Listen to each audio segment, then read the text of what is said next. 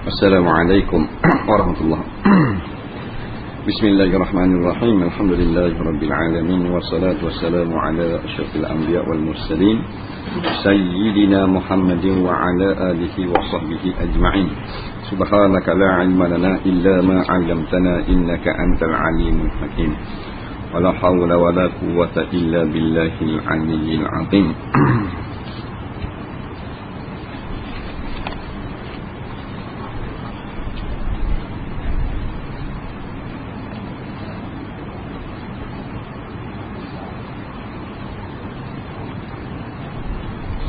Muka surat berapa?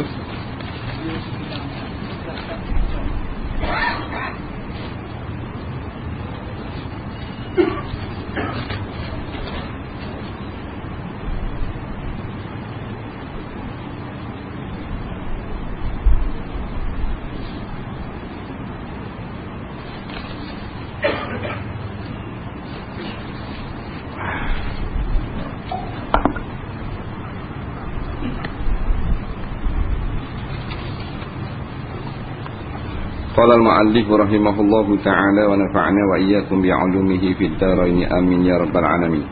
Baik, kata pengarang rahimahullahu ta'ala, zakat fitrah. Kita masuk pula bab zakat fitrah. Pengertian zakat fitrah ialah harta pada kadar yang tertentu yang wajib dikeluarkan ketika terbenam matahari pada hari terakhir Ramadan, dengan syarat-syarat tertentu ke atas tiap mukallaf dan orang yang di bawah tanggungannya. Jadi zakat fitrah salah satu daripada zakat yang difardukan ke atas umat Islam. Iaitu wajibnya bila tenggelam matahari pada hari terakhir Ramadan. Maknanya malam raya. Bila sebut wajib malam raya tu wajib zakat fitrah, maka sebelum daripada malam raya sunatlah. Zakat fitrah tu wajib, tapi nisbah waktu tu sunat. Bukan zakat fitrah tu jadi sunat. Kita keluar 2 minggu sebelum raya, zakat fitrah tu wajib lah. Jangan kata sunat, sunat tu keluar awal. Situ sunat. Zakat fitrah tu wajib. Pensyariatannya masyhur dalam as-sunnah bahawa zakat difardukan pada tahun kedua hijrah. Itu pada tahun difardukan puasa bulan Ramadan. Dalil wajib zakat fitrah ialah hadis Bukhari dan Muslim, yang mana lafaznya oleh Muslim daripada Ibni Umar radhiyallahu anhuma, katanya Nabi SAW telah mewajibkan zakat fitrah pada bulan Ramadan ke atas setiap orang, sama ada orang merdeka atau hamba, lelaki atau perempuan, daripada kalangan orang-orang Islam, dengan 1 gantang tamar atau 1 gantang gandum. Itu dalil disyariatkannya. Jadi termasuk dalam 5 rukun Islam juga. Sebab mengeluarkan zakat tu dia banyak. Zakat perniagaan, zakat fitrah, zakat apa benda ni, ternakan, tanaman. Syarat-syarat wajib zakat fitrah. Zakat fitrah diwajibkan dengan 3 syarat. Yang pertama, Islam. Oleh itu tidak wajib kata orang kafir dengan suatu kewajipan yang dituntut di dunia, berdasarkan hadis terdahulu daripada Ibnu Umar radhiyallahu anhuma. Pertama, Islam. Nak dapat syarat wajib. Kalau kafir tak wajib keluar zakat fitrah, nisbah di dunia. Maknanya jika orang kafir itu duduk dalam sebuah negeri yang diperintah oleh raja ataupun pemimpin Islam, maka tak boleh dikenakan tindakan ke atas kafir ini kerana tak keluar zakat fitrah. Maknanya terlepas daripada hukum dunia. Walau bagaimanapun sebulat suara ulama mengatakan semua orang kafir akan dituntut di akhirat kelak dan akan diseksa, diazab dengan sebab meninggalkan bayar zakat. Dia kena.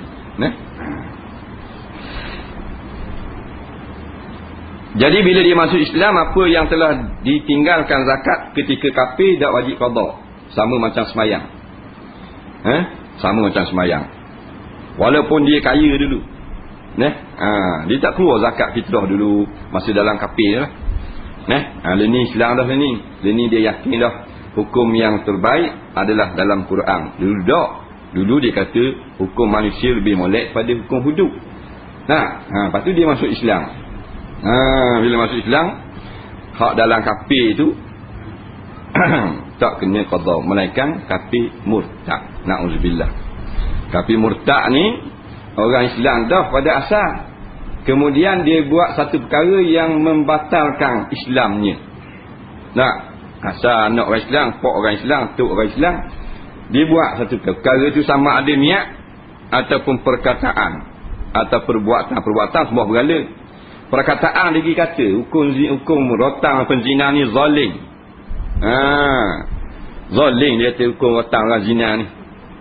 Maka dia jadi murtad. Kemudian lain ni dia nyesal dah, dia kena qada balik. Pasal tak sah. Dia gitu.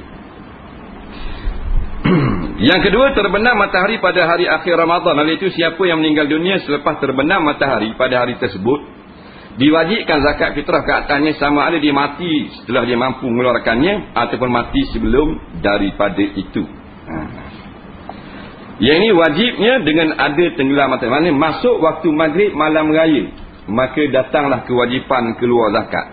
Tarikh akhir keluar zakat semayang raya. Sengaja anjak siapa ke orang semayang raya dah tak keluar juga zakat, berdosa. Kalau terlupa, maka zimmah lekat hutang. Bayar ketika ingat. Mungkin ada hari ni baru orang teringat lah, tak payah terah hari ni. Mungkin tak mustahil tak. Maka malam ni juga keluar. Jangan nanti esok, malam ni juga. Yang kata boleh nanti esok ni bila tidak maujud asnaf zakat. Ada orang kat rumah, ada orang depan kampung tu sikit, tapi malam nak pergi esok-esok tak boleh. Pasal hutang dah. Dia gitu. Ini berlainan dengan siapa yang dilahirkan selepas terbenam matahari, dia tidak diwajibkan mengeluarkan zakat. Begitu juga siapa yang mati sebelum terbenam matahari, dia tidak diwajibkan mengeluarkan zakat fitrah. Berlainan pula dengan siapa yang dilahirkan sebelum terbenam matahari, dia wajib mengeluarkan zakat fitrah. Jadi masalah budak yang baru lahir, anak yang baru lahir ni macam mana yang kita kena keluar fitrah dia? Kita ni ayah, anak kita lahir seminit sebelum waktu maghrib malam raya. Katakan esok raya, petang tadi maghrib 7 suku, anak kita lahir 7.14. Tak kena zakat fitrah. Pasal anak kita tak sempat dengan kena zakat fitrah. Dia gitu, kena atau kena? Sadar, kena. Pasal dia lahir pada bulan Ramadan dan dia sempat hidup pada malam Syawal. Betul semula yang lahir sebelum daripada masuknya bulan Syawal, seminit sebelum maghrib umpamanya, dia kena zakat fitrah. Ayah tu lah, dia nak keluar kerana baru beranak. Jadi sebab dia sempat dalam 2 bulan, dia lahir ke dunia, dia dalam hidup dalam dunia ni, dia sempat merasai 2 bulan. Bulan Ramadan dia sempat seminit, bulan Syawal dia sempat. Jadi yang mati sebelum Ramadan barulah yang mati sebelum Ramadan. Maknanya yang lahir selepas daripada maghrib tak kena zakat fitrah. Pasal dia tak hidup pada bulan Ramadan. Dalam perut tak kira. Dalam perut tak kira. Orang bang maghrib dah, barulah dia lahir. Maknanya dia tak sempat lagi berada di dunia ketika bulan Ramadan. Tak kena zakat fitrah. Dan kalau seretak kena, kata setengah ulama. Kejut ke bang garik tu beranak. Faham? Jadi seketak. Sama masuk. Maghrib dengan Syawal tu semaka. Kena zakat fitrah. Yang ketiga, memiliki harta yang melebihi keperluan makan untuk diri dan tanggungan pada hari raya dan malam, serta keperluan untuk tempat tinggal dan khodam jika dia memerlukan kepada khodam. Ni yang kata orang miskin kena zakat fitrah. Dia terima zakat tapi dia keluar zakat fitrah. Nisa je masalah fitrah. Yang ni zakat fitrah ni dikenakan wajib keluar jika kita lebih daripada kemampuan untuk makan minum, tempat tinggal sekadar sehari semalam, iaitu hari raya, malam dan esok siang hari raya. Kita lebih daripada itu, kena zakat fitrah. Contoh, ni malam raya, esok siang raya. Ni malam raya, esok siang raya. Ni 24 jam lah malam ni dengan esok. Dalam 24 jam ni kita seorang sebatang kara dak nikah lagi. Mana belanja kita nak RM20 cukup malam ni dengan siang esok. Siapa ke bergarik RM20. Keperluan hak hajat. kita ada RM30, kena zakat fitrah. Tapi kalau kita malam ni kita hanya ada 15 riyal, mana tak siapa pun keperluan yang kita perlu selama 24 jam start pada malam raya, kita tak kena zakat fitrah. Dah keluar juga sunat. Itu maksudnya. Jadi kita kira lah, kalau kita ni yang mana sekeluarga ada 6 beranak, 2 bini pula, 2 laki bini, 4 anak, jadi 6. Jadi perlunya lebih kurang RM50. Makan, minum, tempat tinggal. Kereta TAK 433, lampu masih menyala. TAK 433, lampu kereta menyala.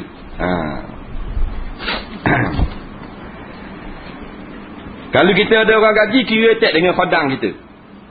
Ada bibik di rumah, nak makan kita ni 6 beranak, bibik seorang Indonesia, perlukan 70 riyal malam ni esok. Kita ada 70, tak keluar zakat fitrah lah. Dan kalau ada cukup untuk kita saja, kita ada RM75, kita nak perlu RM70 je, tapi duit kita ada RM75, makna RM5 zakat fitrah muat untuk seorang je. Siapa dulu? Ibda' binafsika. Sahabat tanya Nabi, mula dirimu dulu. Diri kita dulu. Jadi anak isteri kita tak keluar zakat fitrah, pasal kita tak mampu pada malam tu. Jika harta tidak cukup untuk perbelanjaan atau nafkah pada hari raya dan malamnya untuk diri dan orang yang bawah tanggungan, maka dia tidak dikenakan zakat fitrah. Dia gitu. Jika dia mempunyai harta yang cukup untuk hari raya dan malamnya, tetapi tidak cukup untuk hari-hari selepas itu, dia diwajibkan juga mengeluarkan zakat fitrah. Dan alasan tidak cukup untuk hari selepas itu tidak diambil kira. Hari raya dengan malam cukup, tapi hak raya kedua, ketiga mungkin tak tahu lagi, makan ada kedak tahu, kena juga zakat fitrah. Kerana hak akan datang tu tidak diambil kira. Jadi benda ni hanya berlaku masalah dalam kitab-kitab fiqh saja. Yang dalam kehidupan kita sebenarnya tak ada berlaku masalah tentang fitrah ni.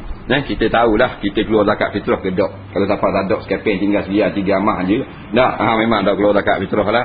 Galiknya tak berlaku masalah ni. Memang kita ramainya keluar zakat fitrah, sekalipun kita ni orang yang layak terima welfare, walaupun kita boleh terima Baitul-Mal. Pasal apa? Orang miskin pun bukan mana siapa tak ada pitih. Cuma dia nak 1000 sebulan dapat 800 je. Dia kira miskin lah. Ada juga orang miskin dia nak 1000 sebulan. Ada. Dia tak mesti miskin ni maknanya gaji dia dah sampai 100. Gaji 1000 lebih ada kategori miskin. 3000 gaji miskin. Boleh terima zakat. Pasal anak dia ramai 48 orang. Bini pak tok tua duk dia berlaku 8 orang. Adik pun nopang dia berlaku 74 orang. Allahu Rabbi, miskin sungguh lah dia, 3000. Golongan yang seseorang mukallaf wajib mengeluarkan zakat fitrah untuk mereka. Siapa yang cukup 3 syarat di atas, wajib keluar zakat fitrah bagi dirinya, orang yang di bawah tanggungannya, seperti kedua ibu bapa, datuk, nenek, anak-anak dan isteri. Jadi 3 syarat. Yang pertama Islam, yang kedua malam sampai dah waktu maghrib malam raya, yang ketiga lebih daripada keperluan, ada rezeki dia lebih daripada keperluan, zakat tu menjadi kewajipan. Dulukan diri dia, lepas tu isteri dia, kemudian anak-anak dia, kemudian ibu bapa dia.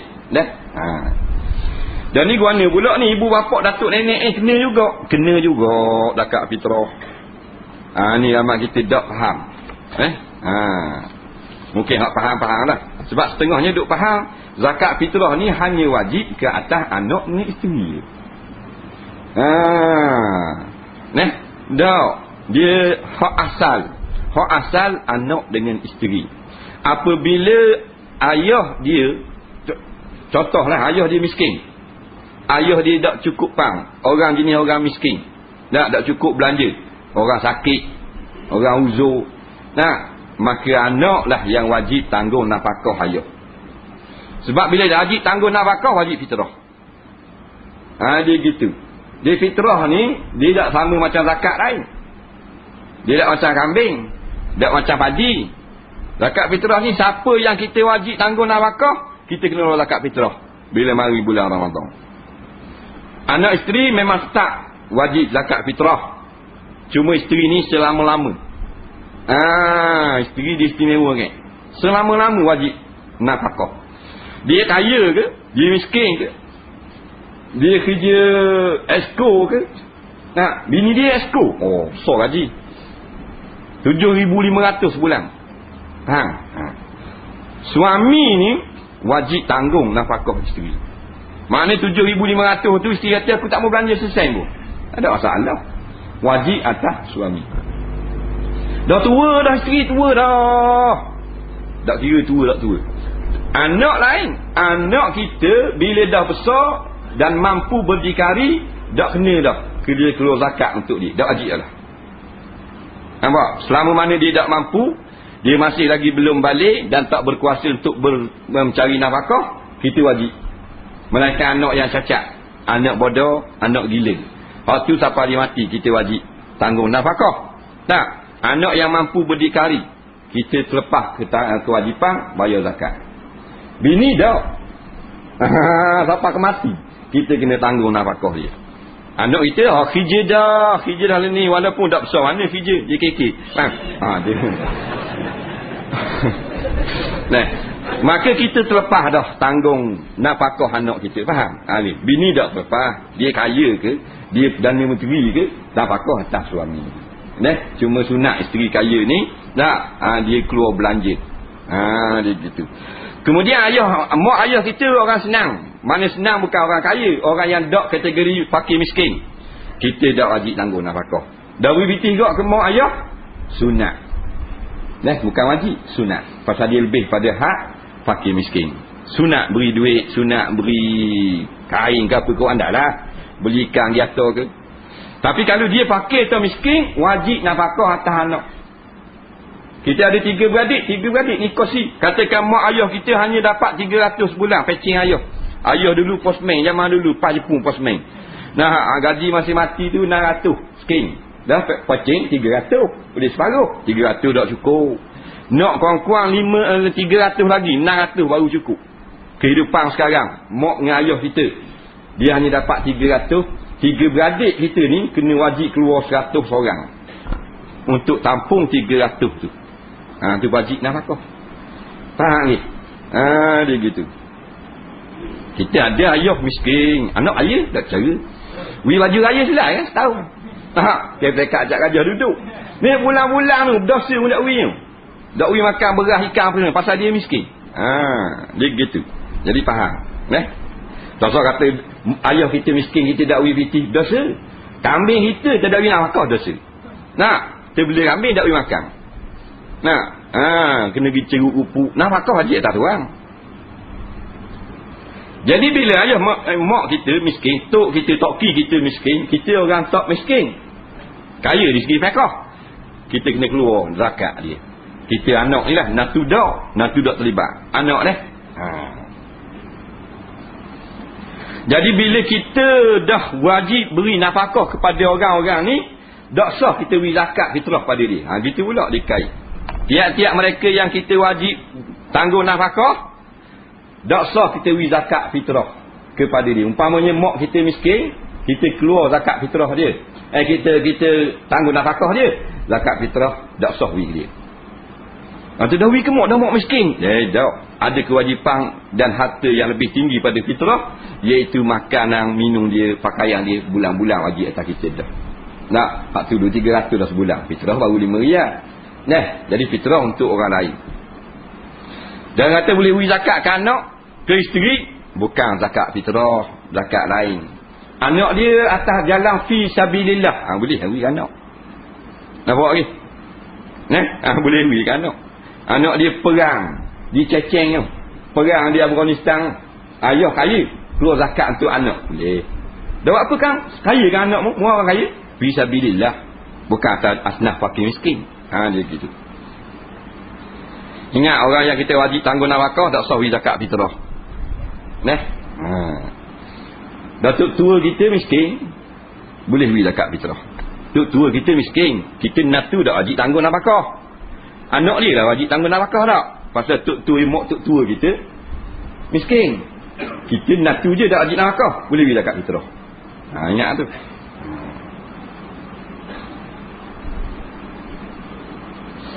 Oleh itu tidak wajib mengeluarkan zakat fitrah pada anak yang sudah balik yang mampu berusaha sendiri mencari rezeki. Anak dia balik dah, tak wajib dah ayah keluar zakat fitrah untuk anak. Tapi bukan syarat balik saja, yang kedua mampu berdikari. Anak dia balik dah malah kerja, tak wajib zakat fitrah. Anak dia boleh kerja, malah dia kerja, dia dah ada pusing motosikal gitu tak wajib atas ayah zakat fitrah. Tak. Dah nafkah, tak wajib juga sebab bila tak wajib nafkah, maka tak wajib beri kepada dia zakat fitrah.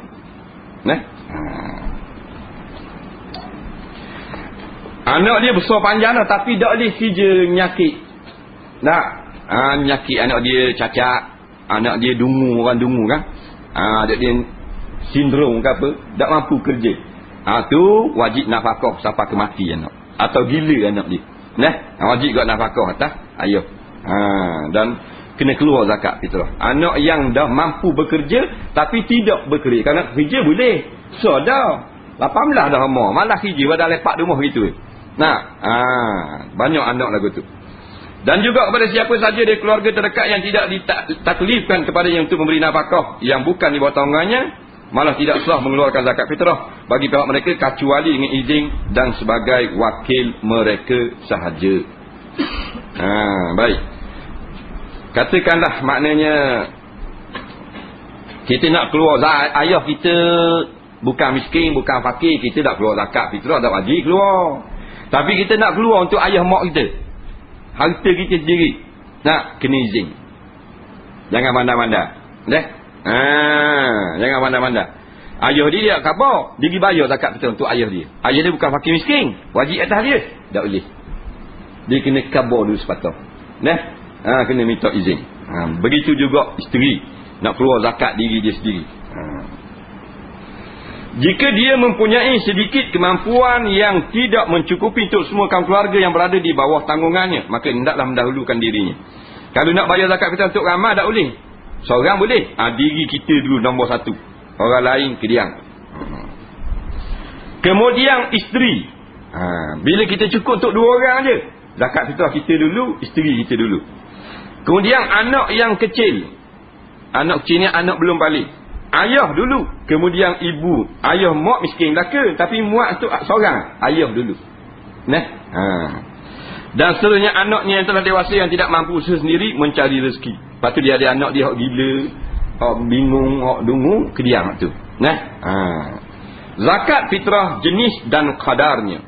Jenis dan kadar zakat fitrah ialah segantang makanan asasi bagi sesebuah negeri yang mukallaf itu bermukim. Jadi ini mengikut berdasarkan hadis Ibnu Umar radhiyallahu anhuma yang telah lalu dan hadis Bukhari daripada Abi Sa'id Al-Khudri radhiyallahu an, katanya kami telah mengeluarkan zakat di zaman Nabi sallallahu pada hari raya fitrah segantang makanan kami ialah gandum, anggur kering, keju dan tamar. Gantang yang digunakan oleh Nabi sallallahu menyamai 4 cupak. Ia menyamai 3 altar ataupun lebih kurang 2,400 gram. 2,400 gram. 2 kilo, 2.4 kilo. 2.4 kilo. Sebab itulah tengah-tengah Tok Guru dia kata, segatang Baghdad ni sama lebih kurang 2,5 kilo. Lebih kurang 2,5 kilo. Tapi orang buat 3 kilo dia keluar. 3 kilo tu lebih dari ni pula, lebih jadi sedekah sunat. Dia alwi korang ni biar lebih. Biar lebih. Jangan bila nak keluar zakat betul-betul suka. Dia tolak sama beras kan. Tak merugi sikit. Zakat biarlah. Dah kata 5 riyal zakat fitrah. Nak riyal di mana? Bila lebih dia gitu. Tak boleh 5 riyal. 5 riyal. Alif kita nak lebih. Kalau dia beli maknanya wah duku. Orang pun bubuh mana 3 kilo. Dan balik tuang dia habis dah bubuh 3 kilo dah supik. Kita pula dia genggang 6 gigi buh sendiri. Berpok lepas lah supik. Tuang dia tak kata apalah. Kita sendiri dia buh. Dah gua ni dah boleh kita sendiri buh. Kena tuang dia buh. Tuang duku tu buh lebih. Kita mana boleh. Dah kita buh orang tak tergamuk nak kata apa. Malu mata kau. Jangan buat kerja gitu. Ada hak jenis kedekut, ayah buka kedai, anak beli, ambil gak posen. ayah tak kedai, anak beli jeruk kelubi, getuh. Nah, bayar posen kaya. Nah, makanan asasi di negara kita sekarang ialah gandum. Negara mana ni? Di Jordan. Kita ni kitab Jordan. Nah, gandum. Oleh itu zakat fitrah yang wajib ke atas setiap individu ialah sama dengan 3 altar dan wajib, dan dalam mazhab Syafi'i tidak memadai jika dikeluarkan dengan nilai keluar pitih. Bukan mesti keluarkan makanan asasi bagi sesebuah negeri itu sendiri. Jadi dia tak tetap. Pada zaman Nabi SAW, sahabat makan tamar, kurma, keluar kurma. Kalau kita negeri kita asasi, makanan asasi maksud makanan yang menjadi makanan yang penting atau asas bagi penduduk negara tu. Kita berah. Berah. Kalau di Rusia gandum. Sebahagian daripada Eropah makan kacang. Ni keluar kacang. Kalau negeri yang makan gandum, wajib keluar gandum. Negeri yang makan beras, keluar beras. Negeri yang makan tamar, keluar tamar. Atas makanan asasi. Kalau negeri yang makan ubi kayu, negeri tu banyak makan ubi. Papua New Guinea, keluar ubi. Dalam pendapat yang muktamad di sini mazhab Syafi'i, tak bolehlah keluar dengan pitih. Dah kita nak keluar pitih ni lagu mana ni? Pakai bayar pitih ni. Walau bagaimanapun di zaman sekarang, tidak mengapa kita mengikut mazhab Abu Hanifah radhiyallahu an. Ni khilaf ni menjadi keringanan dalam masalah tersebut, iaitu harus mengeluarkannya dengan nilaian, keluar dengan nilai. Nilai harga segantang 2,5 kilo beras yang kita makan RM5, keluar RM5. Ini kerana pada hari ini mengeluarkannya dengan nilai yang lebih memberi manfaat kepada orang fakir daripada makanan asasi dan lebih dekat untuk mencapai matlamat yang diharapkan. Itu sungguhlah kata setengah fuqaha Syafi'i pun membenarkan pendapat ini. Jadi hak kita baca kitab Fiqh Mahaji ni, kitab fiqh mazhab Syafi'i dah. Tak usah bimbanglah. Mazhab taklid, pendapat mazhab Hanafi yang mengatakan sah kita pakai keluar duit nilai daripada zakat yang perlu kita keluarkan. Katakan kita wajib negara kita ni makan beras, kena keluar beras. Banyak mana? Segantang Baghdad timbang kita lebih kurang maknanya 2,5 kilo. Harganya RM5 umpamanya. RM5 tu sah. Bahkan sebahagian daripada fuqaha mutaakhirin mazhab Syafi'i pun cenderung kepada pendapat Abu Hanifah.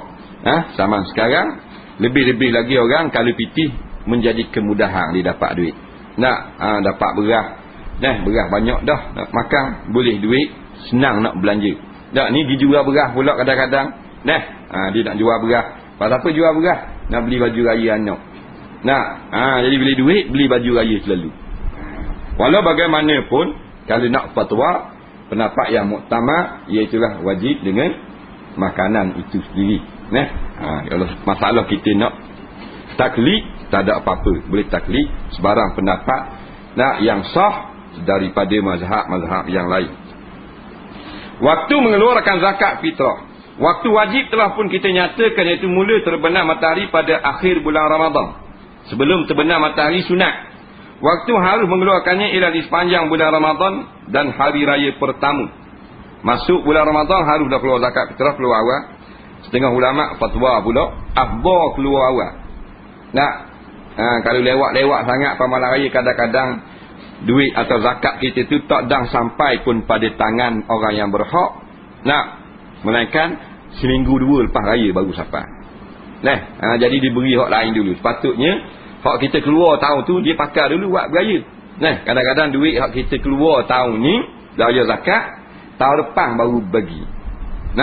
Jadi semolek-moleknya kita keluar dululah. Dan kalau nak keluar sendiri, ada sebelah rumah orang susah, afdal. Kalau kita pergi atas surau, belum tentu lipat balik siapa ke dia.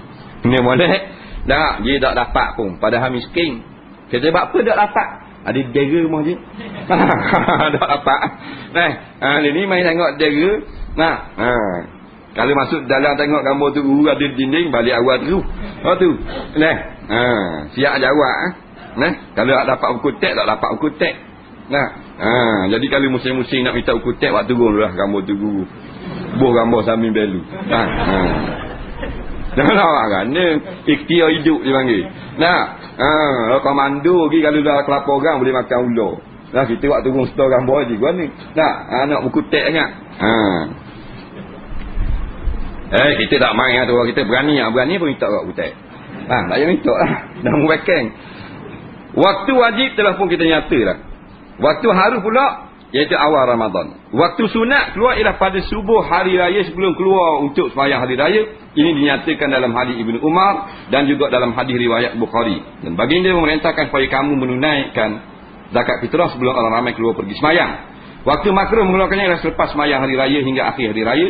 Sehingga dia melewatkannya hingga lepas daripada itu, selepas terbenam matahari pada hari raya, dia berdosa dan wajib mengqadanya. Walau bagaimanapun zaman Nabi SAW kita tak boleh nak ikut, pasal dia orang mari berkumpul pada hari raya untuk terima zakat selepas sembahyang hari raya. Kita ni bukan lepas sembahyang bagi zakat. Sebaik-baiknya kalau bolehlah seminggu ke sebelum hari raya. Kita sampaikan dah zakat kita. Kalau siapa tu pada tangan asnaf lebih baik.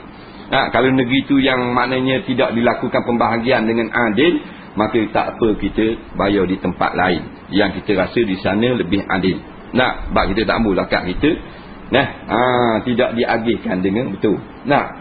Tapi kalau kita setakat keluar zakat fitrah, tak payah cari banyak keluarga dah. Kita ada keluar 6 beranak, 6 kali 5 baru RM30. Tak usah buat maknanya 6 keluarga RM5 seorang. Buat sekeluarga saja.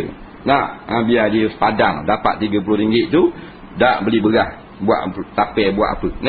Daya aceh banyak. Hak aceh banyak ni jenis qasim, amir yang dikumpulkan, amir yang dilantik, yang dapat banyak berlari-lari. Hak tu baru aceh banyak. Mana kalau kita ada zakat pendapatan pun, kalau ada 500 riyal kena keluar tahun ni, padang sekeluarga yang susah padang dah kat rumah kita. Kerana 500 riyal tu sebenarnya banyak benda tu memberi manfaat kepada dia. Kalau 50 riyal tak jadi apa. 50 riyal setahun dia dapat, dah nak buat benda. Anak 30 riyal dah selipas. Mak 15 tinggal 5 riyal peristiwa air pun. Ya dah nak beli piyah. Jadi kalau kita terlupa, maka tak berdosa tapi wajib qada. Kalau sengaja buat lupa, berdosa dan wajib qada. Itu saja. Walaupun kita baru teringat sekarang, 2 tahun lepas kita dah ingat nak keluar zakat fitrah. Sekarang ni kena keluar. Malam ni juga kat pergi pas mayang tanya mana orang miskin. Keluar juga. Esok boleh tentu kita hidup lagi. Dia gitu. Dah kena ganda tak? Tak kena ganda zakat fitrah. Hak kena ganda ni fidyah puasa je. Walaupun kita teringat 20 tahun lepas dah ingat bayar fitrah, tetap juga 2,5 kilo dan segatang baredak. Kemudian korban. Masuk bab korban. Kita baca sikit bab korban pasal sesuai dekat nak korban. Patutnya kita baca awal ada bab korban. Tak apalah. Pengertian korban. Korban ialah binatang yang disembelih yang terdiri daripada unta, lembu, kambing untuk mendekatkan diri kepada Allah pada hari raya. Baik. Korban maknanya kita sembelih binatang-binatang an'am, tujuan takarrub, dekatkan diri pada Allah pada hari tertentu, itu hari raya korban. Maknanya hari raya korban tak boleh sebarang hari. Kita nak lakukan korban tak boleh sebarang hari, nak pilih-pilih ikut suka tak boleh. Kemudian satu mata-mata sembelih tak jadi korban. Dia kena niat nak mendekatkan diri pada Allah. Dan mana maksud korban? Tujuan dia saja ikut orang korban kek jadi gitu. Nak cari pahala, nak dekatkan diri pada Allah dengan sembelih korban ikut syariat Nabi Ibrahim alaihi wassalam. Baik. Binatang pula, binatang mesti binatang korban. Kalau bukan binatang korban tak boleh. Walaupun mahal daripada binatang korban tak sah juga. Dah pahala boleh hak makan korban boleh. Boleh hayang niat korban tak jadi. Tapi makan korban boleh pahala. Dia kena binatang korban. Unta, lembu, biri-biri, kambing. Mengikut mazhab Syafi'i, hak paling banyak daging, hak tu paling afdal. Maka unta paling afdal. Unta berapa cakap Haji Mak? 5,000. Nombor 2 lembu 3,000. Kubah. Kubah boleh tak? Lembu, kerbau. Lepas tu biri-biri. Biri-biri dia banyak daging pada kambing. Last kali kambing, mais dia panggil. Kambing kapur tu dah. Kambing semua takir. Binatang lain walaupun mahal tak sah. Dia sembelih burung kasawari. Burung kasawari mah. Nak kena hak molek 8,000 ekor. Telur so gini telur. Telur RM50 setiap. Nak, kaki-kaki nak makan telur pagi tu obat kuat tu molek kasawari. Burung utin molek. Nak, dah dina obat kaya bahannya telur ayam telur ayam tu tak jadi. Nak, kata telur ayam kapung baru sehat. Telur ayam kapung tak. Telur kasawari. Nak amal dah untuk kuat tenaga batin. Pagi-pagi 21 utin.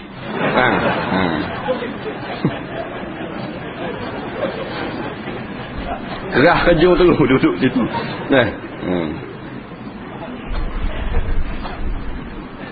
Dalil disyariatkan iaitu firman Allah Azza wa Jalla, fasalli li rabbika wanhar. Maka dirikan semayang kerana Tuhanmu dan berkorbanlah. Ni semayang raya, dan lakukan korban. Perintah wanhar ini perintah sunat, tak wajib. Maksud berkorban mengikut pendapat yang paling sahih ialah mengorban atau menyembelih binatang korban. Imam Bukhari dan Muslim meriwayatkan pula Nabi SAW telah berkorban dengan menyembelih 2 ekor kibas yang berwarna putih dan tanduk. Inilah binatang kibas yang paling afdal, iaitu kibas yang gemuk dan pula warna putih selepu dan ada tanduk. Nak comel. Baginda sendiri yang menyembelih kedua-duanya. Nabi sembelih dengan tangan Nabi sendiri. Baginda telah menyebut nama Allah, bertakbir sambil meletakkan kakinya di atas tengkok kibas tersebut. Sunat letak kaki di atas kok. Hikmat disyariatkan, seharusnya kita ketahui bahawa korban merupakan satu ibadah pada Allah Ta'ala macam ibadah sembahyang juga. So dia. Dan hikmah cara serta faedah bagi suatu ibadah selain daripada hikmat untuk menyatakan pengabdian diri yang tunduk pada Allah, iaitu satu perkara yang pasti ada pada setiap ibadat yang disyariatkan. Di antara hikmah yang paling unggul dan jelas yang berkaitan dengan ibadat korban ialah menghidupkan erti pengorbanan yang besar yang telah dilaksanakan oleh Nabi Ibrahim AS ketika Allah mengujinya dengan perintah supaya menyembelih anaknya. Kemudian Allah menebusnya dengan suatu penyembelihan yang agung, seekor kibas yang diturunkan oleh Allah, dan memerintahkan Nabi Ibrahim menyembelih sebagai tebusan kepada anak. Semuanya berlaku setelah Nabi Ibrahim dan anak Ismail AS berusaha melaksanakan perintah Allah dengan keimanan yang benar dan yakin. Jadi kita ikut, kita hidupkan balik. Ini panggil menghayati. Menghayati bukan tafakur, bukan fikir. Menghayati itu mengulangkan balik biar berlaku sungguh. Iaitulah zaman Nabi Ibrahim dengan anak Nabi Ismail. Bila suruh sembelih anak, Allah tukar dengan kibas. Maka kita nak ajuk ataupun tiru balik pengembangan ini. Mudah-mudahan dapat pahala yang banyak di sisi Allah. Allah tak suruh kita sembelih anak dah. Allah suruh sembelih binatang saja. Nak, kalau kita sayang juga. Tak, maknanya tak tahu nak kata apa lah. Dah lah, maknanya bukan seekor lembu. Seekor boleh bagi 7 dah pula. Nak, orang yang tak sayang, seekor lembu dah dah. Sembelih rebang. Tak ada sayang dia, seekor lembu baru 2,000. Gaji dia 1,500. Dah setahun, dah nipung. Tak, sebab dia tunggangan kita ni. Motosikal kita, kereta kita di padang mahsyar lagi. Padang mahsyar ni jalan kaki. Melainkan orang yang ada kenderaan. Di antara kenderaan hari kiamat, iaitulah binatang korban. Nak, orang yang korban bolehlah naik kenderaan. Nak naik, dia kena ikhlas korban. Kalau dia tak ikhlas, nak menunjuk-nunjuk korban, binatang dia liar di hari akhirat. Pasal apa tak lihat naik, kamu aku korban itu, mung tidak ikhlas kepada Allah. Gitu. Selain daripada hikmat tersebut, ibadat korban juga mengandungi pengertian pertolongan pada orang fakir dan orang memerlukan pertolongan. Betul, Islam satu agama yang sangat murni, menggalakkan orang yang senang sembelih binatang, daging beri kepada orang miskin. Dan itulah di antaranya tujuannya korban nisbah kepada kemasyarakatan. Nak, batu janganlah kita ambil banyak sangat daging korban bagian kita. Nak, sebanyak-banyak mungkin yang kita patut beri pada orang miskin. Kita banyak sangat ambil bagian kita. Nak sampai 5 kilo taruh lapi, tak beri korang 3 kilo. 3 kilo bukan setuang. Setuang 200 gram ni. Nampak? Suku kilo beri korang sikit. Tak taruh dalam rumah sebeseng. Suku kilo boleh ke orang miskin balik rumah. Boleh anda kak. Nah, laju sikit berlipat. Mesti ketang kali, mesti lekat di trotel minyak. Dah halus sangat. Dah, biarlah mana dia naik motosikal dak bergayung. Berat daging tu. Nah, ni halus satu. musim ligat kali. Renyangnya daging. Nak. Bukan mesti kita nak eceh banyak. Tak mesti kita nak eceh banyak. Mana kalau 3 orang miskin dapat 2 kilo seorang daging kita. Lebih baik. Nak. Pasal dia boleh makan ramai anak beranak je.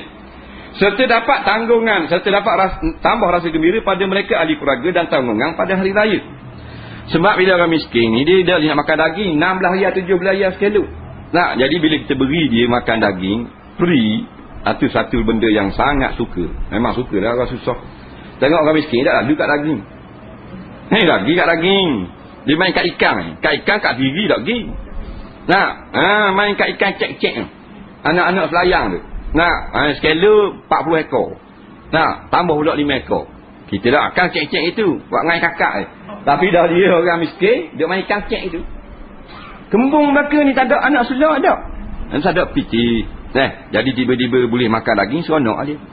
Itu tujuan ni, mencetuskan rasa gembira dalam hati orang miskin, pahala yang sangat besar. Nah, dengan itu akan lahir ikatan persaudaraan Islam yang kuat antara individu dalam masyarakat Islam dan dapat menanam semangat hidup masyarakat dan rasa kasih sayang ke dalam hati mereka. Sebab tu jangan beri hak bermasak, beri hak metah. Bila kita beri hak metah pada orang miskin, bila banyak dia boleh jual, bila jual dia boleh dapat balik duit untuk tampung pembelanjaan hak lain. Kemudian hukum korban, wallahu a'lam. Kita ada banyak jawab soalan. Soalannya saya seorang ibu tunggal yang kematian suami dan mempunyai 4 orang anak. Saya ingin berkahwin lagi. Ibu tunggal. Dia ada 4 anak. Laki dia mati. Salah seorang dari anak perempuan yang telah berkahwin saya, sekiranya kalau saya berkahwin nanti, ia tidak membenarkan bakal suami saya tinggal di rumah, kerana rumah itu peninggalan arwah suami saya. Saya tetap tidak tinggal di rumah itu kerana saya masih bertanggungjawab pada 3 orang lagi anak saya. Apa hukum kalau saya tetap tinggal di rumah itu bersama suami saya nanti? Orang puang ni ibu tunggal lah, laki mati. Anak ada 4, 3 lagi kek. Hak seorang nikah dah, ada laki dah lah. Dia anak dia perempuan hak kahwin dah ni, hak berumah tangga dah, jika bawa ke mak ni, kalau mak nikah, maka seorang hari lah ayah baru tu rumah saka. Kita dak reba. Biasa tu dak reba je. Jadi mak dia nak duduk juga rumah tu pasal ada anak cek apa semua. Boleh duduk je, jawab je, ya boleh duduk. Kerana ibu berhak. Suami ni isteri si mati berhak juga. Ke atas rumah tu. Jadi sepatutnya anak perempuan ni taklah kata gitu. Sepatutnya nak puang ni kata dah duduk rumah saya tak apa mak. Orang ayah baru kita tanggung belaka. Patut kata gitu. Dalam mak ni nak duduk rumah saka tak boleh juga. Walaupun ayah baru ni tak berhak. Tetapi dah isteri tu berhak bahagian dia. Jadi kira molek lah, tak sabar lah. Kira molek. Mak kita sendiri lah. Boleh duduk. InsyaAllah boleh duduk. Saya datang haid pada 19 bulan 11 dan habis bersih pada 25 bulan 11. 19, 25, 7 hari dah. 10 hari kemudian saya datang haid lagi, tapi sikit je. Pada masa tu je. Lepas pada tu tak ada dah. Yang saya keliru, adakah itu darah haid atau darah istihadah? Dia keliru. Dia mari 7 hari dah haid 19 sampai 25. Dia kata mari haid. Lepas tu bersih 10 hari mari pula haid. Tapi mari sekali keluar tu je. Jadi haid ke tidak? Tadi dia kata haid. Patutnya dia kata gini, 10 hari kemudian datang pula darah. Gitu tu. Ni datang pula haid. Lepas tu dia nak kata haid ke tak? Tak apalah, betul. Orang tak tahu mana-mana. Ni orang haid ni, awet ni. Jadi jawabnya, kalau dah 10 hari mari pula darah, kemudian keluar masa mari tu saja, bukan lagi haid. Dia kalau datanglah 10 hari selepas 7 hari, 10 campur 7, bukan. Dia haid ni paling lama 15 hari. 15 hari. Jadi kalau keluar dah 7, lepas tu rehat 10 hari pula. 7 campur 10, 17 dah. Mari balik bukan haid. Dia antara berhenti haid 25 bulan. Nak mari haid pula paling cepat 15 hari. Faham tak? Kena 15 hari. Tapi kalau datang haid selepas 3 hari rehat, umpamanya dia keluar 7, 3 hari rehat keluar pula. Keluar pula tu baru kita boleh nak hukum haid ke tidak. Keluar pula pada hari yang ke-11. Contoh, 11 tak sampai hari 15, kemungkinan haid. Maknanya keluar 7, rehat 3, jadi 10. Hari ke-11 keluar pula. Kalau keluar pula 24 jam, masih lagi haid. Kerana hari ke-11 belum sampai 15. Nampak? Tapi kalau keluar pula, walaupun hari ke-11 ataupun hari ke-8, hari ke-10, tetapi sekejap saja, bukan haid, istihadah. Istihadah. Dia nak keluar pula, dia mestilah sehari semalam barulah haid. Katakan 7 hari keluar, hari ke-7 berhenti. Hari ke-10 mari pula, mana 3 hari rehat dah. Hari ke-10 tu keluar 5 jam sahaja, bukan haid. Tapi kalau hari 10 tu keluar sehari semalam, maka haid lah. Dan 3 hari tu, 3 hari dihukum hari yang suci dalam musim haid. Nampak lagi beza? Tapi hak ni bukan haid, keluar sekejap saja, setelah 10 hari berhenti. Dipanggil istihadah. Bila istihadah, masuk waktu sembahyang, basuhlah. Basuh. Kalau dia keluar tak berhenti, kena pakai syawak. Kalau basuh tu berhenti, tak payah pakai syawak. Dan kena sembahyang macam biasa.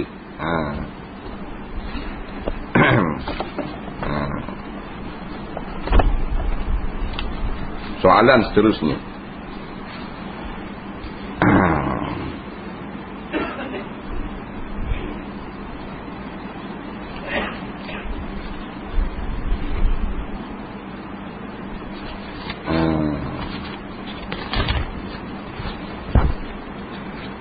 Akad nikah yang sesuai mengikut bulan Islam. Ada yang kata bulan naik, ada yang kata bulan turun. Bagaimana Ustaz?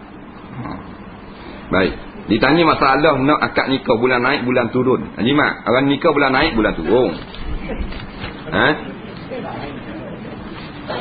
Bulan naik, bulan turun. Ya? Bolehlah ke? Dia tak kira nikah bulan naik, bulan turun ni. Tak kait dengan bulan naik, bulan turun. Biasanya bulan naik, bulan turun ni orang apa benda ni, orang bekang. Darah beku, darah cair banyak darah. Dia gitu ikut bulan. Darah bulan naik, bulan turun ni orang tak kira nikah. Tak kait dengan nikah ni kalau nak menaik turun dikira ekonomi turun, so nikah lagi. Gitu. Tak ada mana pun dalam hadis menetapkan bulan ni untuk bernikah. Cuma ulama-ulama menyebut yang paling afdal saja. Bukan hadis, kataan ulama bulan Syawal. Itu saja. Kerana banyak berlaku zaman Nabi dan zaman sahabat nikah bulan Syawal. Bukan mesti lagu tu. Dia gitu. Pusaka pula dah. Pusaka tanah peninggalan orang dulu-dulu, ada yang kata sudah jual tapi tiada hitam putih. Macam mana ajak sumpah tak mahu? Kini didiami beberapa generasi. Payahlah berapa generasi. Payah nak kira dah kalau berapa generasi. Orang yang maknanya yang makan akad jual beli tu ada kedak lagi tak ada. Kalau ada boleh sumpah. Orang yang beli, orang yang menjual, dia kena bersumpah. Bersumpah, bukan sumpah dumah. Depan qadi ni. Bersumpah depan qadi. Gitu. Tak mau sumpah tak boleh. Bila siapa yang enggan bersumpah, maknanya dia di pihak yang batil selalu dah. Dia gitu. Dia kata dia bayar dah. Dah sumpah wallahi demi Allah. Dah kata demi Allah lu. Dah mu kata mu bayar dah. Tu aku tak berani tak berani nampak tak bayar. Dia gitu. Sebab dia asal tak mau balas Islam ni, tapi dah balas sangat, sumpah. Dia gitu. Wasiat pada waris supaya tanah itu diserahkan pada Baitul Mal. Boleh, patutkah diserahkan semua? Jadi balas-balas sangat pergi ke Baitul Mal. Tak, tengoklah kalau ada waris, semua waris setuju, maka boleh. Jadi kalau ada waris yang tak setuju, tak boleh. Patut kena muafakat antara segala waris. Waris dia berhak belaka. Tapi bukan dah veto. Mana kena sepakat belaka.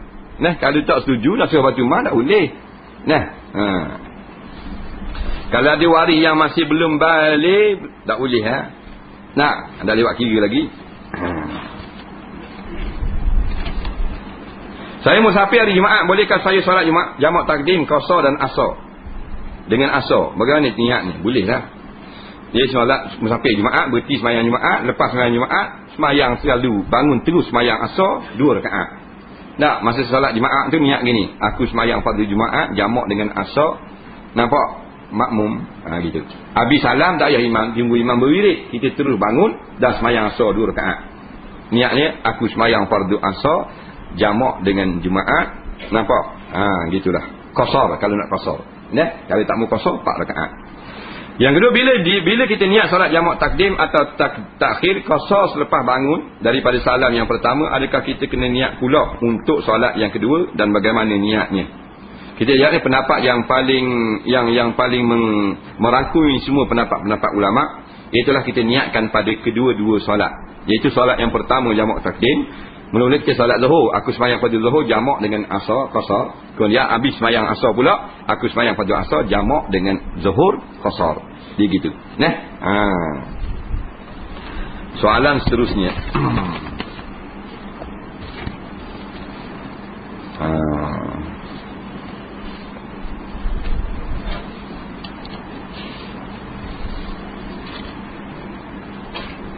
Mana lebih afdal berpuasa ikut hari wukuf di Mekah atau 9 Zulhijjah di Malaysia? Bolehkah terangkan? Baik.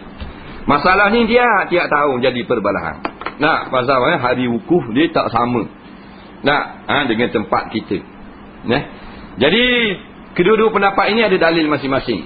Iaitu pada hari Selasa hari wukuf.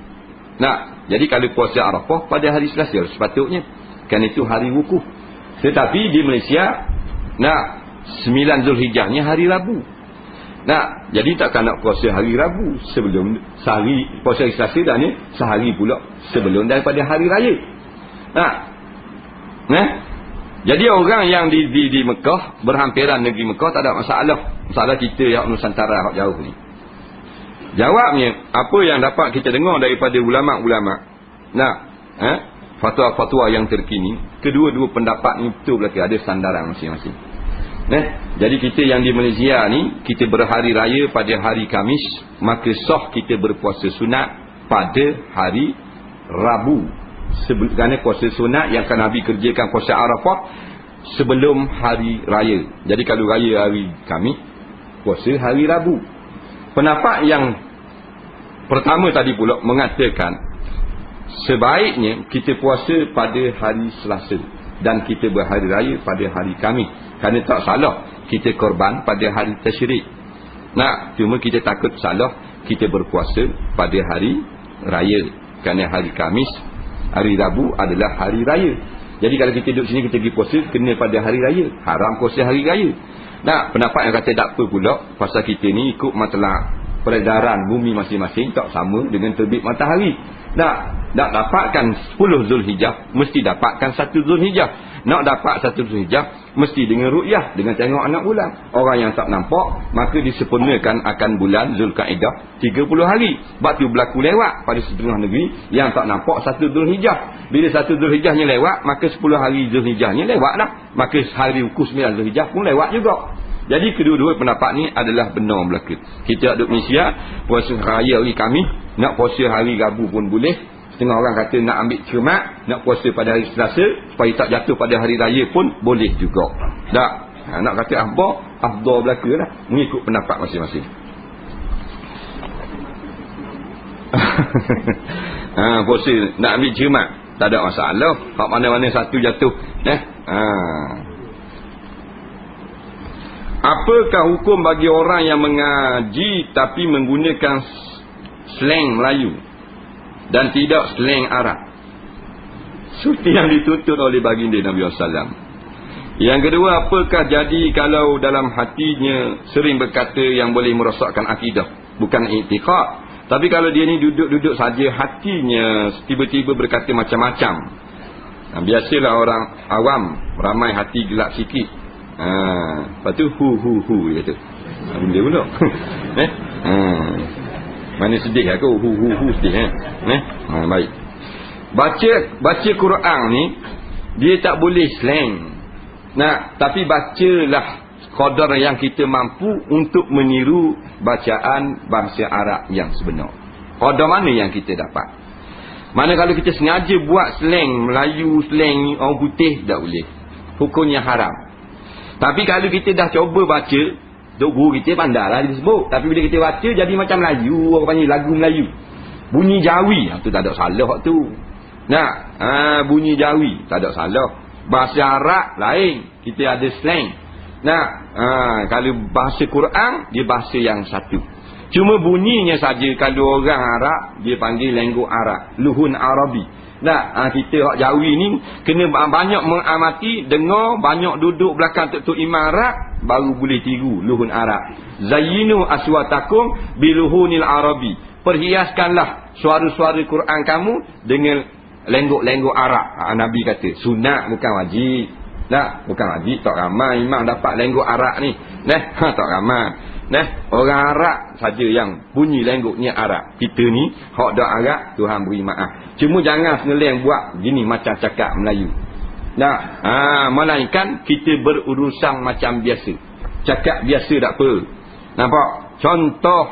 Contohnya macam perkataan-perkataan dalam Quran, kita buat keluar perkataan tu asal memang dalam Quran, tapi kita cakap bukan tujuan baca Quran, cakap semata-mata berbual sama kita.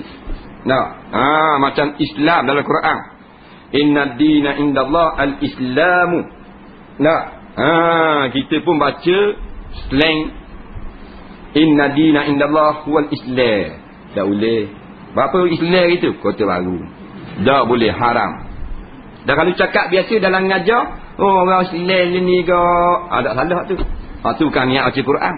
Nampak? Dia gitu boleh.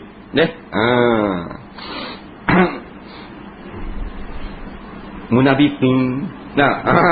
Bunyi kota baru. Kalau baca Quran tak boleh buat gitu. Dalam Quran kena baca hak Arab. Tak jadi juga luhur Arab, jadi Jawi juga. Tak salah tu. Cuma sunat tiru gaya Arab. Dia gitu. Kemudian dia kata dalam hati mari nitah, bukan dia sengeleng itikad, benda-benda yang merosakkan akidah, yang macam-macam mari benar agama Kristian kau. Dia mari. Tu dah samimbang lah. Dan jangan layang. Dia panggil khatir syaitan. Benda hak tak molek dalam hati, lintasan je dia mari lalu. Khatir syaitan. Tuhan ni dua kok. Muhammad ni tipu kok.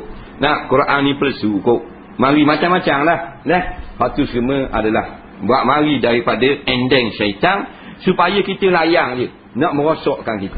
Jadi biar dia berlalu saja, tidak diambil kira pun di sisi Allah Ta'ala. Jangan kita dipegang. Dia panggil khatir syaitan. Yang kita perlu layang, ilham malaikat. Mari dalam hati, suruh pergi surah, suruh sedekah, suruh derma, suruh baik dengan orang. Tu kita dilayang.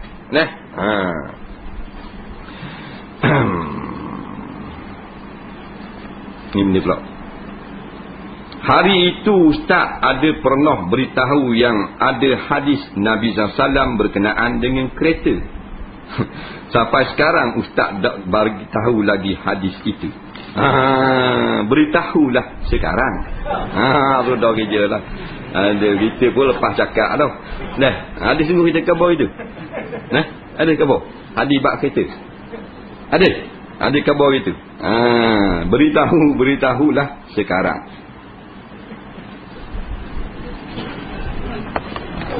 Dah kerja lah.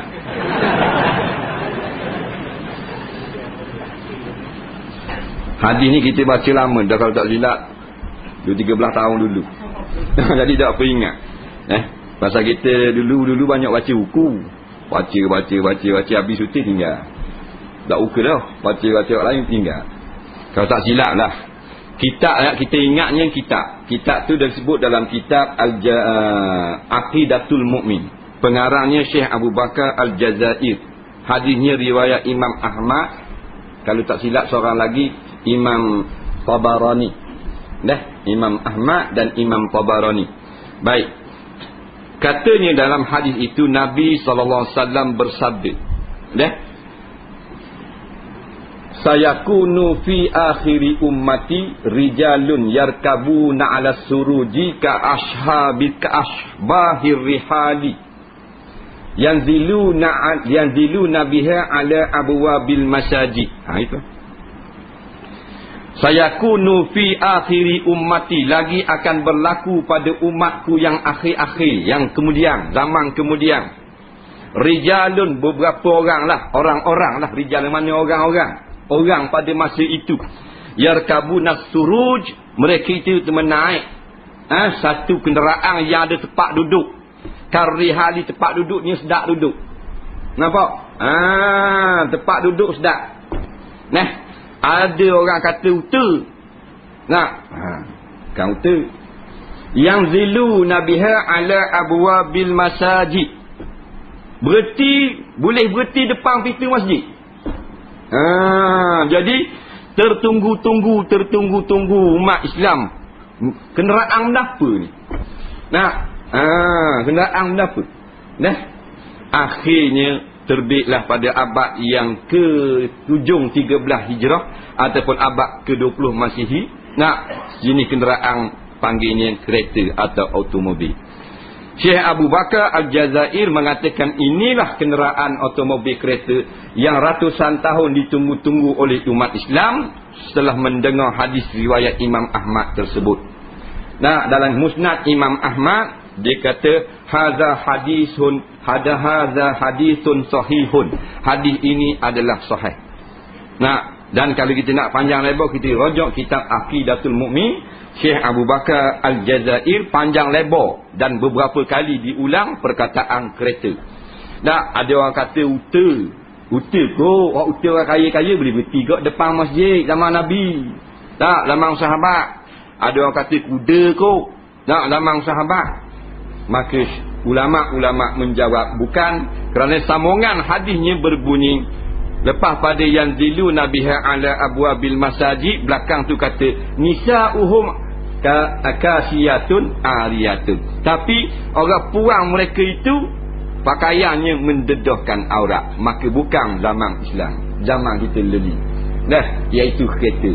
Tu lelaki pas depan masjid turun degung kacing pintu cermin depan kereta. Bini kembar ratung beli kuih. Bini anak puang pakai luar pendek. Ayah main depan masjid, parking dalam masjid belakang kereta.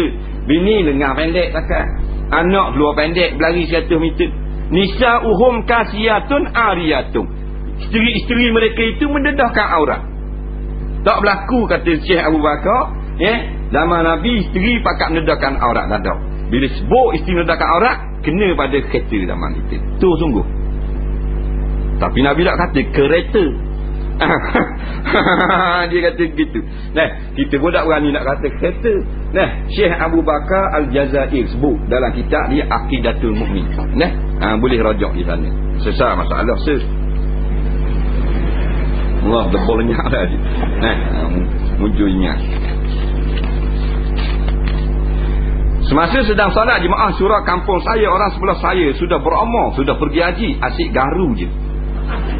Semasa imam membaca Fatihah, haji sebelah dia duduk garu sama. Mula-mula garu telinga, lepas tu kiam, lepas tu garu hidung. Ni panggil haji garu ni. Kemudian kiam semula, lepas tu baiki anak rambut pula. Kemudian kiam semula, lepas tu tutup mulut ketika menguat. Kemudian kiam semula. Entah berapa kali beliau melakukan demikian. Saya rasa ada dalam 4 atau 5 kali. Sah ke solat, rajin ni bilang orang ni sebelah. Dia pun tak kosyak juga ni, dia bilang orang sebelah. Yang mu duduk sebelah haji tu sama apa? Dia duduk kat lain sikit. Jadi jawabnya hak menggaru-garu tu dah jadi maudhu' kita. Ada pun tutup mulut ketika menguat diperintahkan. Hak tu hak ada agama suruh. Tak salah hak tu. Menguat tutup mulut. Dalam sembahyang boleh. Hak garu ni saja. Baik garu ni, kalau kita garu kerana gatal, dan gatal kita tu kalau kita tak garu dia mengganggu khusyuk, maka kata setengah ulama sunat garu. Kita duduk tekan je katanya. Jadi dah ingat. Jadi kita gerak sekali hilang. Tu berarti bertolong-tolong dalam perkara kebajikan. Sunat sungguh rupanya. Tapi kalau berasa sikit garu, tu makruh. Batal tak batal jikalau yang menggaru hanyalah gerakan jari saja. Jari saja letak tapal bawah garu lama 15 minit. Tak batal. Nampak pasal apa dipanggil anggota yang ringan. Anggota ringan telinga, jari telinga gerak, nyuk dak watak. Kelopak mata dak watak. Tak. Lidah dak watak. Jari kaki. Tapi kalau garu gini. 3 kali turut mazhab Syafi'i batal. Ni. Habis gerak. Ataupun dak gerak situ gini. Haji. Tapi kalau memang perlu, memang dia nyakit haji ni. Haji kurang. Memang dia kena ulang tu lain lah. Tu bab lain. Kerana kita tak kena bala tu. Dia habis seluruh tubuh. Tapi jagalah jangan bergerak anggota berat. Garu gini saja sekadar perlu. Tapi kalau kita tak ganggu khusyuk, maka jangan kita garu. Tapi kalau ganggu khusyuk, baru dibenarkan garu. Tak ada masalah. Ada kuartus kerajaan dikira satu, adakah kuartus kerajaan dikira satu qaryah? Macam satu kampung juga. Adakah penghuni kuartus tersebut diwajibkan supaya melakukan solat secara jemaah pada setiap waktu solat fardu? Ini kerana kuartus itu ada didirikan surau, tetapi di luar kawasan kuartus ada masjid lebih kurang 2 km jaraknya. Jauh lagi. Kuartus itu ada 6 blok. Setiap blok 20 buah rumah. Tapi tak semua rumah ada penghuni. Adakah menjadi fardu kifayah bagi setiap penghuni kuartus tersebut menjalankan solat fardu secara jemaah pada setiap waktu di kuartus tersebut? Ni rajin ni, dia naik molek komputer. Dia kata jauh lagi 2 km ada masjid, tapi dalam kawasan kuartus tu dia ada suradah. Ada lebih kurang 6 blok, 20 buah rumah. Jadi maknanya kat 100 orang jugalah. Ya, memang dikira satu kampung lah kalau dalam satu pagar kawasan gitu. Kerana terasing daripada luar. Jadi semuanya kaum laki-laki yang sihat dalam kuartus tu terkena tuntutan fardu kifayah untuk mengimarahkan solat fardu di dalam surau dalam kuartus tu. Masing-masing budak wajib turun pun sebahagian dari mereka kena tunaikan fardu kifayah supaya terlepas daripada orang lain. Memang kena. Bukan mana bila kuartus muduk keng tak ada hukum fardu kifayah. Tak ada. Fardu kifayah ni kena pada segala negeri seluruh dunia. Bila ada satu kawasan penempatan yang dibinakan satu tempat khas untuk berjemaah, maka kena fardu kifayah. Kawan saya ada beritahu beliau dengar satu hadis bermaksud lebih kurang gini. Barang siapa dengar azan tapi solat di rumah, maka di akhirat nanti akan dicurahkan timah mendidih ke dalam lubang telinganya. Betul ke ni? Hadis ini bukan hadis sahih. Yang sahihnya ialah hadis tentang la salata li jaril masjid illa fil masjid. Tidak boleh, tidak jadi semayang, tiada semayang mereka, jadi semayang bagi jiran masjid melainkan di dalam masjid. Hadis itu saja sahih. Cuma ulama mentakwilkan maksudnya tidak sempurna semayang di rumah kalau dekat dengan masjid. Pergilah solat sempurna dengan cara berjemaah di masjid. Imam Hanbali mengatakan semayang di rumah dekat dengan masjid hukumnya haram walaupun sah. Hanbali dia keras sikit. Dia pakai hadis yang sama juga. Dia tafsir lagu tu. Jumhur ulama tafsir mana tak sempurna semayang di rumah, balik pada hadis satu darjat saja. Yang sempurna 27 di masjid. Dia gitu. Bukan hak kena tuang telinga ni dah. Selepas saya laungkan azan, masuk seorang Cina mu'allaf, terus iqamah. Dia azan, lepas tu ada orang mu'allaf pula masuk, terus iqamah. Biasanya saya tunggu orang datang dulu baru iqamah. Maka terpaksa saya jadi imam kerana si mu'allaf tadi suruh. Hanya pada masa tu saya 2 orang dengan dia je. Jadi cerita. Selepas solat saya dapati ada dalam 5 orang makmum termasuk yang sokmo jadi imam kat situ. Selepas wirid secara ringkas saya pun suruh orang lain baca doa. Sebab saya tak reti baca doa dalam bahasa Arab. Kecuali buka tutup doa saja saya reti. Biasanya saya baca doa dalam bahasa Melayu je. Bila solat sorang-sorang. Lepas tu saya terdengar ada kawan saya ejek saya. Sebab saya tak pandai doa dalam bahasa Arab. Maka tak afdal lah jadi imam. Soalan saya, mana lebih afdal doa dalam bahasa Melayu ke atau dalam bahasa Arab? Walaupun tak tahu makna. Yang kedua, selepas qomat boleh tak kita tunggu dulu supaya orang ramai sikit atau tunggu siapa yang layak jadi imam datang? Yang ketiga, semasa doa mesti kena tadah tangan ke? Kalau tak tadah boleh tak? Yang ketiga, boleh Ustaz terangkan cara doa dengan betul, apa yang perlu dilakukan dan apakah bacaan yang perlu? Baik, dia ni mari nak semayang berjemaah, tak ada orang, dia pun bang lah. Nak tolong bang pasal tu bila ada mari. Tak, biasalah. Kalau kita tengok, tapi kalau kita tengok waktu masuk jangan terus bang. Kalau tempat tu ada Bilal Rawatib, Beri masa dulu sedikit. Nah, kalau kita tahu dah memang sini, kalau kalau siapa-siapa pun bang tak ada masalah, tak apa. Tapi kalau pergi macam tempat yang telah dikhaskan ada Bilal, kita baru sapa, baru masuk waktu, jangan bang selalu. Nah, sebab bila yang dilantik ni jadi masalah lagi. Beri masa sedikit. Tak mari juga baru kita tolong bang.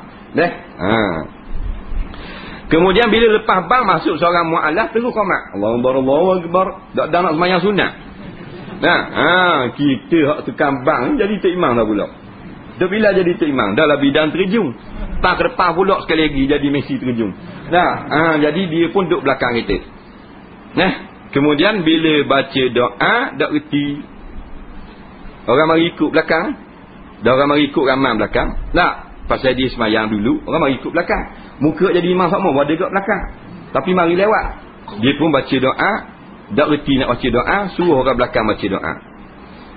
Baca doa. Biasa tu. Kalau bidang kerja, tolong baca doa. Jadi orang belakang pun baca doa. Bila orang belakang baca doa, selesai masalah. Lepas nak balik, orang pun kata kan, jadi imam nak jalan doa. Orang sindir gitu. Jadi masalahnya bukan dia nak sengaja nak jadi imam. Jadi tak ada orang ingat ke tak ada tu imam. Jadi imam. Bukan dia nak jadi imam. Yang kata kita nak sindir-sindir ni patut dia isi borang nak jadi imam. Tapi tak ingat doa, baru boleh sindir. Faham tak? Ni bidang terjun awak guna. Main kita nak kata saja ke orang. Dia nak guna terpelang dia kena jadi imam. Mu'alah ni pun satu ni korang suruh di komak legah sangat. Ni samsing ni. Yang pergi komak apa. Jadi pernah berlaku kita dia tu imam suruh orang belakang jadi baca doa, bacakan doa. Banyak berlaku gitu. Jadi kalau kita jenis boleh baca doa, jangan buat gitu. Jangan suruh orang belakang. Jadi fitnah. Tapi mereka kita memang tak reti doa. Lainlah suruh orang belakang baca doa. Kalau kita reti, jangan suruh orang belakang. Jadi fitnah. Mulut orang Melayu ni jahat. Kita orang belakang tak apa tu. Dia kata selalu. Jadi baca doa gini. Baca doa yang afdal, doa yang dipahami oleh orang yang baca. Mana kalau dia faham, tak faham bahasa Arab, faham bahasa Melayu, afdal bahasa Melayu. Dia tak faham bahasa Melayu, tak faham bahasa Arab, faham bahasa Kampuchia, bahasa Kampuchia afdal. Tapi kalau bahasa Melayu pun dia faham, bahasa Arab pun dia faham, afdal bahasa Arab. Dia gitu. Sebab tujuan untuk dia fahami. Dia gitu. Bahasa Arab faham, bahasa Melayu faham, afdal bahasa Arab. Faham lagi? Tak reti bahasa Arab, boleh baca tapi tak faham benda, orang belakang fahami saja je tak reti kau. Afdal bahasa Melayu. Dia gitu. Sebenarnya kita niat nak mengajar orang, maka kita baca bahasa Arab. Tak ada masalah bahasa Melayu. Jangan dalam semayang sudah. Dalam semayang semua bacaan kita bahasa Arab. Di luar semayang kita faham bahasa Portugis, bahasa Portugis. Faham bahasa Jepun, bahasa Jepun. Itu yang paling afdal. Kemudian masalah tak ada tangan, sunat tak ada tangan. Tak ada tangan, tak ada masalah. Allah tetap memperkenankan doa. Sunat saja buat tangan lagu tu. Tak wajib pun tak ada tangan. Kemudian cara-cara yang berdoa dengan betul, insya-Allah dengan panjang lebar kita pegang. Kemudian kita pergi pada masalah yang terakhir. Baki-baki ni bawa ke minggu depan.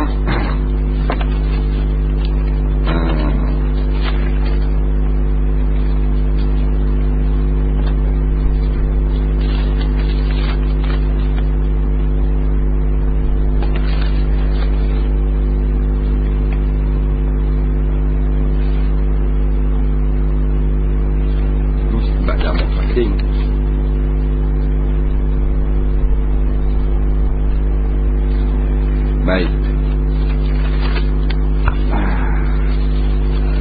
Pendek-pendek dok.